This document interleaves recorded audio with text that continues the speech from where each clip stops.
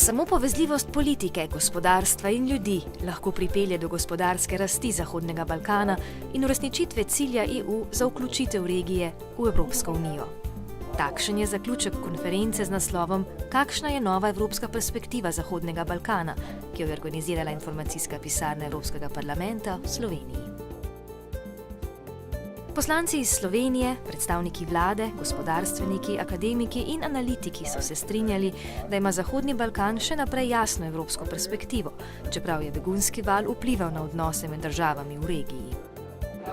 Evropska perspektiva ostaja od leta 2003 nespremenjena, spreminja se dinamika, spreminjajo se tudi zunanje okoliščine, ampak te okoliščine narekujejo samo to, da pospešimo dinamiko približevanja teh držav, kar pomeni seveda reforme, več volje po sodelovanju znotraj regije. Predvsem pa odpraviti vse te meje, ki danes ostajajo v glavah, na zemljevidu in z nekim strateškim pristopom, z nekim skupnim enotnim evropskim pogledom, približati ta del Zahodnega Balkana, ki je del Evrope, kjer ni alternative v Evropsko unijo. Tako ekonomska kriza kot migracija pa je pokazala različnosti in zato se mora Evropa redefinirati, postaviti mogoče tudi nove cilje, tudi Evropa 2020,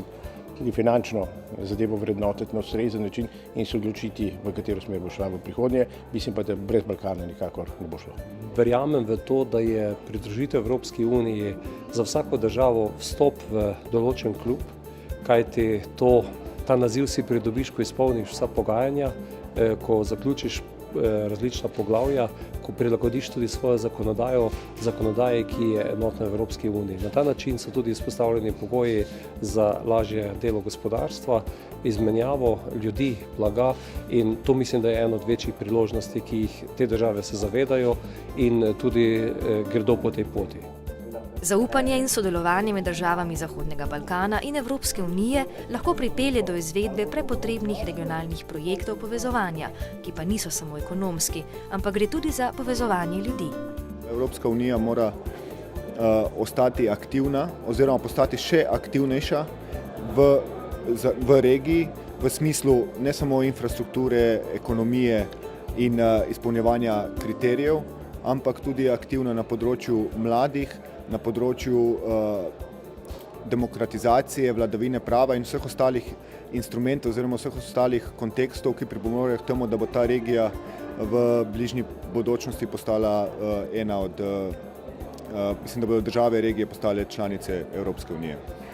Proces, ki se je začel v okviru Brdo procesa, kot političen proces, ki ne pokaže, da države v regiji znajo reševati svoje probleme same in ne čaka, da jih bodo prinesle nerešeno na bruselsko mizo, da je ta proces treba nadgraditi s tistim, kar je promovirala nemška kanclerka Angela Merkel, z neke vrste balkanskim, če hočete, New Dealom. Politiki je treba dodati realne infrastrukturne projekte, ki bi pomagali zagonu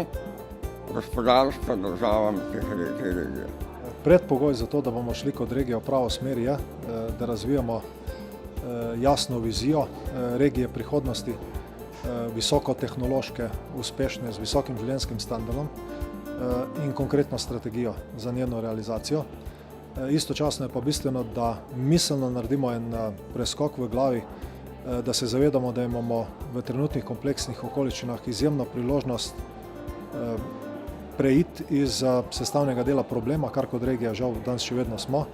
v sestavni problem rešitve s to proaktivno vizijo. Prevečkrat smo se ukvarjali s tem, kako smo mi, ko preko dobri, pa bomo nekaj naučili ljudi na tem območju, ampak ugotavljam, jaz dosti potujem po skupini in ugotavljam, da se imamo tudi marsikaj sami naučiti iz teh in kako bomo te dobre prakse z vseh 6 držav skombinirali in čim bolj izkoristili,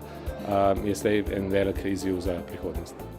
V zaključku konference so govorci poskušali odgovoriti na vprašanje, ali ima Slovenija prednosti na Zahodnem Balkanu. Kljub temu, da obstaja bojazen, da jo bomo izgubili, so se udeleženci strinjali, da jo vseeno imamo v ljudeh, v izkušnjah, poznavanju pravnega reda, prijateljskih vezeh, kulturi in predvsem v pozitivnem partnerskem odnosu.